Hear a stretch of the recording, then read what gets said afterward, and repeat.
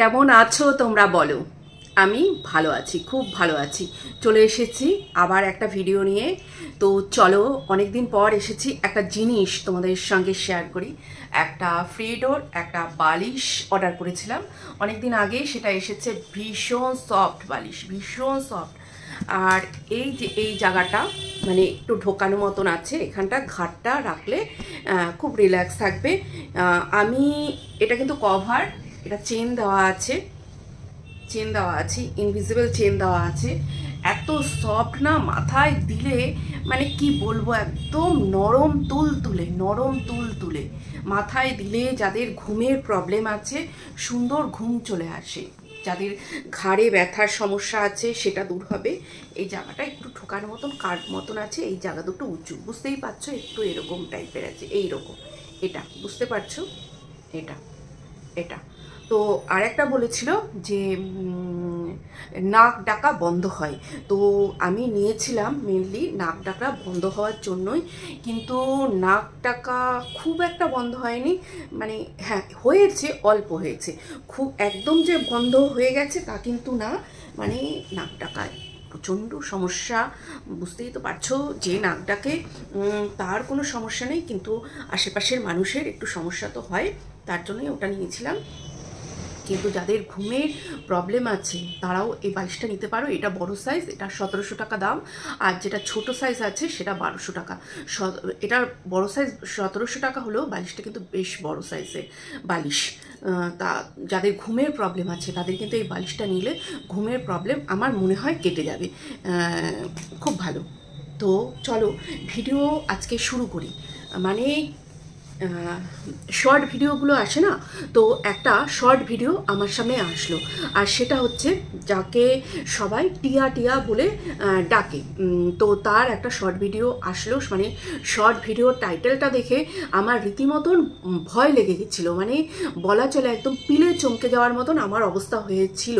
তোমরা কে কে ওই শর্ট ভিডিওটা দেখেছো আমি জানি না, তো আমার সামনে এসেছিল আর আমি অমনি শর্ট ভিডিওটা দেখতে গেলাম। তো টাইটেলটা দেওয়া ছিল যে মারণ রোগ, যেটা আমরা মুখেও আনতে চাই না, সেই মারণ রোগটা ওর হয়েছে এইরকম বলে ও একটা শর্ট ভিডিও দিয়েছে। তারপরে গেলাম, সেখানে গিয়ে দেখলাম যে ওকে কেউ সেটা কমেন্ট করেছে। তো সেই কমেন্টের উত্তর দেওয়ার জন্য ও ওইটাকে নিয়ে ওর সঙ্গে জুড়ে একটা টাইটেল দিয়ে শর্ট ভিডিওটা করেছে। মানে আমি ভেবে পাই না, মানে এই সব নেগেটিভ জিনিসপত্র নিজেদের সঙ্গে জড়ালে যে সেটা কখনো কখনো সত্যিও হয়ে যেতে পারে। এর বাড়িতে এমন একটা রোগ আছে, প্রথম থেকেই আছে, ওই যে বাচ্চাটা, একটা ফুটফুটে বাচ্চা, ওই রকম একটা রোগ। তো সেটা নিয়ে ও তো একটা মা হিসেবে সেটার সঙ্গে যুঝে যাচ্ছে। মানে ও যে এই যে ছল চাতুরি যা কিছু করছে, ওই ছেলেটাকে সামনে রেখেই করছে, ওই ছেলেটার ট্রিটমেন্টের জন্য, ওই ছেলেটার যাবতীয় যা আছে তার জন্যই এই সমস্ত করে যাচ্ছে। তারপরেও আবার মানুষ ওই রকম একটা মারণ রোগকে নিজের সঙ্গে জড়িয়ে কি করে টাইটেল দেয়, এটা কিন্তু আমি ভেবে পাই না। কি করে দেয় মানুষ, মানে এতটা মানে নির্বোধ কি করে হতে পারে। আমরা যেটা মুখ দিয়ে বলি, আমরা যেটা ভাবি, সেটাই কিন্তু ইউনিভার্সে চলে যায়। মানে আমাদের নিজেদের জন্য যেটা আমরা বলবো, যেটা আমরা ভাববো, সেটাই কিন্তু ইউনিভার্সে চলে যায়। ইউনিভার্স কিন্তু বুঝবে না যে এটা ওর জন্য খারাপ। আমি যখন এটা বলেছি, আমার ব্যাপারে আমি যখন কোনো একটা কথা বলি, সেটা কিন্তু ইউনিভার্স ভাববে যে এটা ও বলেছে মানে এটাই ওর জন্য ভালো, তো ইউনিভার্স কিন্তু সেটাই তাকে দেয়, সেটাই দেয়। এবার সে এই খারাপ জিনিসটা এইরকম নিজের সঙ্গে যে জুড়ে দিল, এইবার ইউনিভার্সের কাছে তো সেটা চলে গেল, ইউনিভার্সের কাছে।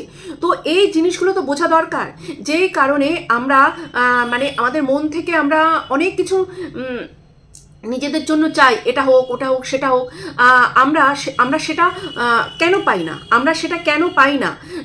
আমরা সেটা সবসময় চিন্তা করি, এটা যে আমি চাইলাম, তার কি বলবো, লজিকটা ভাবতে আরম্ভ করি আমরা, যে এটা আমরা চাইলাম, তাহলে এটা আমরা কি করে পাবো, এটা আমাদের দ্বারা পাওয়া তো সম্ভব না, এটা তো হওয়া সম্ভব না।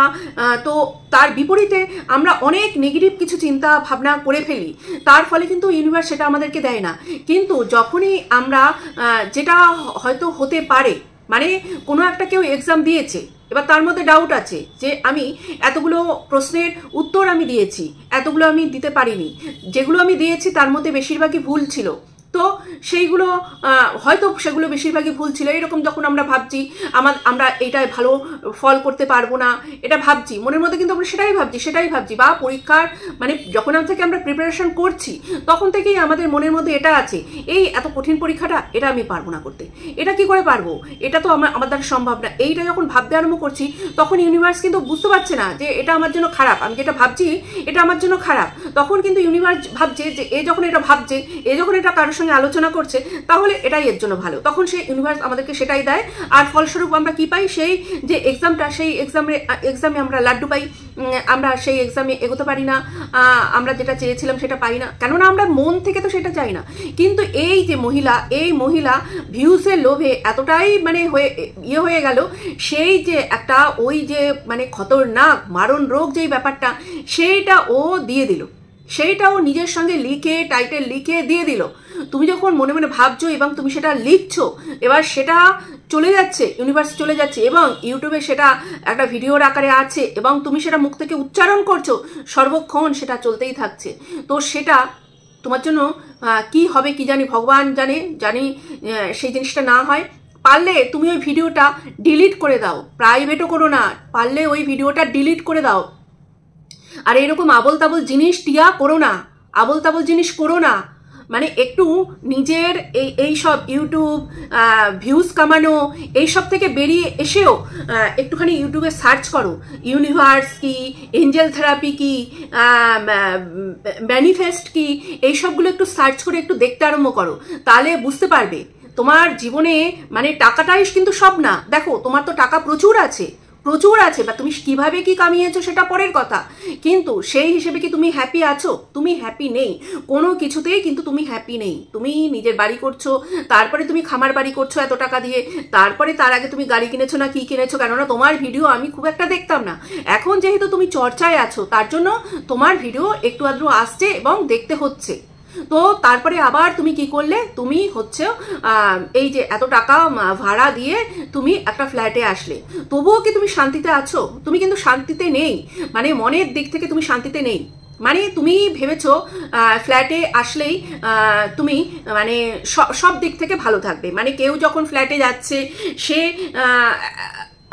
দেখছো তাকে খুব ভালো আছে, তুমিও মনে করছো আমিও তাহলে এবার ফ্ল্যাটে যাব, আমিও ভালো থাকবো। সেই আমরা একটা ভাব সম্প্রসারণ করেছিলাম, নদীর এপার কহে ছাড়িয়া নিঃশ্বাস, ওপারেতে সর্বসুখ আমার বিশ্বাস।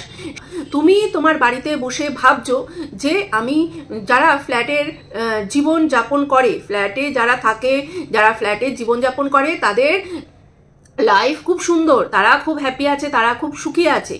কিন্তু সত্যি কথা বলতে নিজের বাড়ি সেখানেই কিন্তু স্বাধীন মতন থাকা যায়, সেখানে তুমি মানে যা ইচ্ছে তাই করতে পারবে। কিন্তু তোমার ফ্ল্যাটে, সেটা যদি তুমি রেন্টে না থেকে নিজস্ব ফ্ল্যাট হোক, সেখানে তুমি যা ইচ্ছে তাই করতে পারবে না, সেখানে তুমি দুমদাম করে নাচতে পারবে না। যদি ওপরে থাকো, নিচের তলায় লোক এসে কমপ্লেন করে যাবে যে কেন আওয়াজ হচ্ছে বেশি, তুমি সেখানে ফার্নিচার টানাটানি করতে পারবে না। নিচের তলার লোক, ওপর তলার লোক এসে তোমাকে বলে যাবে আওয়াজ আসছে, একটু আস্তে করুন। নানান রকম প্রবলেম আছে। যেমনি যাওয়ার পরেই তুমি জলের সমস্যাটা পেলে, তোমার সেখানে রান্না বান্না, খাওয়া দাওয়া, বাসন মাজা সমস্তটাই বন্ধ হয়ে গেল। কিন্তু বাড়ি হলে কি সেটা তো না, তুমি নিজেই তো বলেছো আমাদের ওখানে জল না থাকলেও পাশের বাড়ি থেকে জল তুলে নিয়ে এসে কাজ করা যায়। অবশ্যই বাড়ি হলে এটাই, কিন্তু তুমি সেখানে ফ্ল্যাটে চলে এসেছো এবং তুমি সেখানে বলেছো তোমার ছেলেকে স্কুলে ভর্তি করবে, ভালো কথা, স্কুলে ভর্তি করবে, ভালো কথা। কিন্তু তুমি আবার একটা ভিডিওতে শুনেছি তোমাদের বাড়ি থেকে স্কুল মাত্র হচ্ছে 8 ঘন্টার রাস্তা। তো সেই আমরা যারা এইসব দিকে থাকি, আমাদেরও কিন্তু স্কুলের ডিস্টেন্স আরও বেশি, গাড়ি করে গিয়েও 40 মিনিট, 45 মিনিট, 1 ঘন্টা কারো কারো স্কুলের ডিস্টেন্স। তো তারাও তো স্কুল যাচ্ছে। তোমার হাজবেন্ড তো বাড়িতেই থাকে, সে যদি তোমার বাচ্চাকে বাইকে করে দিয়ে আসতো স্কুলে, তাহলে তো তুমি বাড়ি থেকেই যাওয়া আসা করতে, মানে তোমার ছেলে বাড়ি থেকেই পড়াশোনা করতে পারতো। হ্যাঁ, তুমি সেখানে চলে গেলে, একটা ফ্ল্যাট ভাড়া নিয়ে চলে গেলে। আমি ভাবি যে আমাদের মতন আমরা যারা আছি, আমাদের যাদের ট্রান্সফারেবল জব, আমাদের সত্যি এই যে এক জায়গা থেকে আরেক জায়গা এখানেই আছি, একটা মানে যাযাবরের মতন জীবনযাপন, মানে ঠিক মতন ফার্নিচার নেই, ঠিক মতন ঠিক কিছু গোছাতে পারি না, ঠিকভাবে ঠিক জিনিসটা রাখতে পারি না, মানে কিভাবে আমাদেরকে নানান জায়গায় গেলে থাকতে হয়। সেখানে নিজেদের বাড়ি, মানে সে ফ্ল্যাট, মানে আমার তো ফ্ল্যাট, তোমার তো বাড়ি, মানে নিজের যেটা, সেখানে তো আমরা সব কিছু নিজেদের মতন করে নিয়ে আমরা থাকার চেষ্টা করি। তো সেখানে তো আলাদা আলাদা রকমই আমাদের জীবন হবে, আমাদের যে কি বলবো, মানে আমাদের সমস্ত সুযোগ সুবিধাটা কিন্তু সেখানেই থাকবে।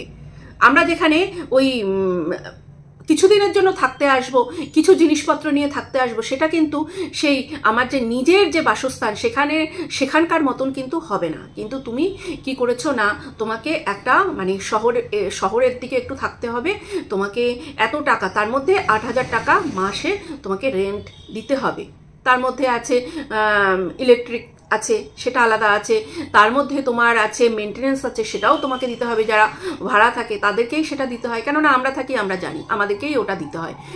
তো এইগুলো আছে, মানে তোমার এই সত্যি তোমাকে যারা ওই হটকারী বলে, সত্যিই তুমি হটকারী সিদ্ধান্ত নাও, আর হটকারী তোমার সব কিছু। এবার তুমি তোমার বাচ্চাকে ইংলিশ মিডিয়াম স্কুলে ভর্তি করবে। তোমার বাচ্চা হয়তো এতদিন ওখানে কোনো সরকারি স্কুলে বাংলা মিডিয়ামেই পড়েছে, এখন তুমি তাকে ইংলিশ মিডিয়াম স্কুলে ভর্তি করবে। ভালো কথা, ইংলিশ মিডিয়াম স্কুলে ভর্তি করবে। তুমি সিবিএসসি বোর্ডে দেবে, আইসিএসসি বোর্ডে দেবে না। আইসিএসসি বোর্ডে প্রচুর চাপ, কিন্তু দেখতে গেলে পরের দিকে যখন আরও উঁচু ক্লাস হবে তখন কিন্তু একই হয়ে যায়, এমন কিছু কিন্তু হেরফের হয় না। মানে প্রথম দিকে তোমার একটু লাগবে যে সহজ, কিন্তু পরের দিকে যখন আস্তে আস্তে উঁচু ক্লাসে উঠবে তখন কিন্তু দেখা যাবে ব্যাপারটা একই, সেরকম কিছু কিন্তু হেরফের না। তারপরে কৃষিতে আমি জানি যে একদম যারা বাচ্চা তাদেরকেই মানে দেওয়া হয়, যারা ওই নার্সারি ওই প্লে গ্রুপ থেকেই দেওয়া হয়। তুমি এখন ভর্তি করবে ওকে কৃষিতে, পরে তুমি তোমার বাচ্চাকে দেবে আবার আরেকটা স্কুলে। আমার মতে একেবারে ভর্তি করো, তার জন্য যদি কয়েক মাস একটু দেরি হয়, একেবারে দেরি হোক, একেবারে ভর্তি করো, একটা বড় স্কুলে ভর্তি করো, যেখানে একদম 12 পর্যন্ত আছে, সেই রকম একটা স্কুলে ভর্তি করো। এতদিন বসে থাকবে কেন? তুমি একটা মাস্টার ঠিক করে নাও যে বাড়িতে এসে ওকে পড়াবে, আর ওকে যেই ক্লাসে ভর্তি করবে সেই ক্লাসের বইগুলো জোগাড় করে সেইগুলো ওকে আগে থেকেই পড়ানো আরম্ভ করো সেই মাস্টারকে দিয়ে। আর এই কারণেই না, মানে যারা ধরো একটু ইংলিশটা কম জানে, মানে বাড়ির যদি ইংলিশ মিডিয়ামে দাও, বাড়ির যে কোনো একজনকে একটু ইংলিশটা জানতে হয়। যদি দুজন মানে হাজব্যান্ড ওয়াইফ দুজনই একদম মানে কিছুই না জানে, তাদের পক্ষে কিন্তু একটু অসুবিধাই হয় সম্পূর্ণটাই। তখন তোমাদেরকে কি করতে হবে না, ওই একদম টিচারের ভরসাতেই থাকতে হবে। তো এখন অতটা হয়তো অসুবিধা হবে না, কিন্তু যখন আস্তে আস্তে যত উঁচু ক্লাসে উঠবে তখন দেখবে অনেক রকম সমস্যা হচ্ছে, অনেক রকম সমস্যা হচ্ছে, যেটা তুমি বুঝতেই পারছো না। তুমি কিছুই যদি বুঝতে না পারো, তুমি তো তোমার বাচ্চাকে দেখাতে পারবে না। কিছুই যদি বুঝতে না পারো, সবটাই তোমাকে ওই বাইরের টিচারের ওপরেই ভরসা করে থাকতে হবে। আর এইরকম নেগেটিভ মানে ওই টাইটেল দিয়ে আমার মনে হয় যে একদমই উচিত না তোমার করা, কি বলে, ওই ভিউজটা না। তুমি ভিউজের জন্য একটা মারণ রোগকে তোমার সঙ্গে জুড়ে দিলে সত্যি মানে আমি ভেবে পাই না কি করে করো। আবার এই রোগটাকে তুমি কন্টেন্ট হিসেবে রেখে দিয়েছো, মানে আস্তে আস্তে তুমি সেটাকে সবার সামনে খোলসা করবে যে আমি যাই, আমার কি হয়েছে তোমরা তো কেউ জানোই না, যখন বলবো তখন তোমরা বুঝতে পারবে যে আমার কি হয়েছে। মানে এই রোগ নিয়েও তোমাদের কন্টেন্ট, এরকম তোমার মতন আরও আছে বড় বড় ইউটিউবার, তারা প্রথম থেকে শুরুই করেছে রোগ দিয়ে, বাড়ির লোকের রোগ দিয়ে কন্টেন্ট। কদিন সেটা লোকে নিয়েছে, আর যেই টাইমে করেছিল সেই টাইমে মানুষ একটু এইগুলো নিয়ে এইগুলোতে বেশি মানে ইন্টারেস্ট দেখাচ্ছিল, কিন্তু এই মুহূর্তে আজকের দিনে এসে সেই জিনিস নিয়ে কিন্তু কেউ ইন্টারেস্ট দেখায়নি। আর তুমি যেটা করেছো সেটা তো মানে সব কিছু সীমা পার করে দিয়েছো। তোমার ছেলেকে সামনে রেখে তুমি এত লক্ষ লক্ষ টাকা তুলে সেটা আত্মসাৎ করে নিয়েছো। সত্যি মানে তোমার মতন এত ডেসপারেট আমার মনে হয় কেউ না, এই ইউটিউব জগতে কেউ তোমার মতন এতটা ডেসপারেট না, যেটা তুমি মানুষের এত মানুষের টাকা তুমি আত্মসাৎ করে নিয়েছো। কোনো এক চিটফান্ড মানে গরিব মানুষের টাকা আত্মসাৎ করে নিয়েছিল, এবার তুমিও এমন অনেক গরিব মানুষের টাকাও আত্মসাৎ করে নিয়েছো। তোমার একটুও রিগ্রেট হয় তার জন্য? যে তুমি এমন গরিব মানুষের টাকাও আত্মসাৎ করে নিয়েছো? এমন অনেক মানুষ আছে যারা কারো বাড়িতে কাজ করে, 1000 টাকা, 1500, 2000 টাকা তারা মাইনে পায়, তার মধ্যে থেকেও তারা 100, 200, 300 টাকা তোমাকে দিয়েছে। তারপরেই তোমার অ্যাকাউন্টে ওই যে লক্ষ লক্ষ লক্ষ লক্ষ টাকা সেটা উঠেছে, কিন্তু সেটা তুমি পুরো মেরে দিয়ে বসে আছো। হ্যাঁ, মানে কি বলবো, অন্য কোনো মানুষ হলে না সববার টাকা ফেরত দিয়ে দিত, কিন্তু তুমি সেটা করলে না, দিব্যি সেটা চেপে দিয়ে বসে আছো। নিজে বিজনেস খুলে বসলে, আইফোন কিনলে, এখন আবার ফ্ল্যাট ভাড়া নিয়ে আছো বিনা কারণে, কোনো দরকার নেই। কি না, মানে কন্টেন্ট দেখাতে হবে তো, সবাই ফ্ল্যাটে যাচ্ছে, ফ্ল্যাটে গিয়ে সবাই থাকছে, সবাই ভিডিও ব্লগ দিচ্ছে, তোমাকেও তো করতে হবে, দেখাতে হবে তো, তোমাকেও তো দেখাতে হবে। এক জায়গা থেকে আরেক জায়গায় আসা, একটা নতুন পরিবেশ, ভিউজটা বাড়ে তো এতে। একঘেয়ে কি লোকে দেখবে, ওই একঘেয়ে গ্রামের কাজ। কিন্তু তুমি এখানে বেশি দিন থাকতে পারবে না, মানে তুমি যেই রকম হটকারী মানুষ, তুমি এখানে বেশি দিন থাকতে পারবে না। আর ওই ফ্ল্যাটের জলের প্রবলেম, এটা প্রবলেম, ওটার প্রবলেম লেগেই থাকবে, তুমি পারবে না থাকতে। ছেলের পড়াশোনার জন্য যাদের 8 ঘন্টার ডিস্টেন্সে স্কুল, তাদের আবার ফ্ল্যাট ভাড়া নিয়ে থাকতে হয়। সে তো 11-12 পরে যারা পড়াশোনা করতে যায়, 11-12 পরে যারা একটু গ্রামের দিকে থাকে, শহরের দিকে যারা পড়াশোনা করতে যায়, কলেজে ভর্তি হয় ভালো কোনো কলেজে, তখন তারা ওই রকম থাকে। আবার কেউ তো পিজিতেও থাকে, কোনো ছেলেমেয়ে তো পিজিতে থাকে, কেউ পিজিতে বা মেসে থাকতে না পারলে তখন তারা ফ্ল্যাট ভাড়া নিয়ে, তার সঙ্গে হয়তো মা গেল, ফ্ল্যাট ভাড়া নিয়ে থাকলো। আর তুমি তো এখন থেকেই ফ্ল্যাট ভাড়া নিয়ে আছো, এরপরে না জানি আর কত কিছু করবে। যদি ইউটিউব থাকে দেখতে পাবো।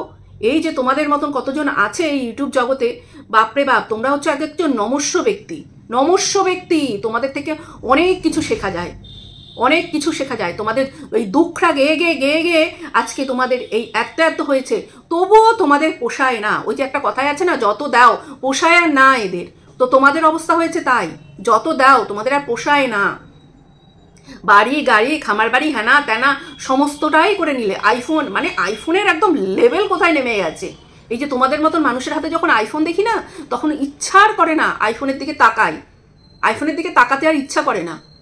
বাপরে, মানে কোথায় গেছে আইফোন, সত্যি বাবা। তো আজকে ভিডিওটা এই পর্যন্তই বন্ধুরা, ভালো থেকো, সুস্থ থেকো। আর ওই ভিডিওটা পারলে ডিলিট করে দাও, তোমার ভালোর জন্যই বলছি। একটুখানি সার্চ দিয়ে, ইউটিউবে সার্চ দিয়ে দেখো, ইউনিভার্সকে থ্যাংক ইউ জানানো, একটু এইসব সার্চ দিয়ে দেখো, এই যে নেগেটিভ কথাবার্তা ছড়ানো। টাটা।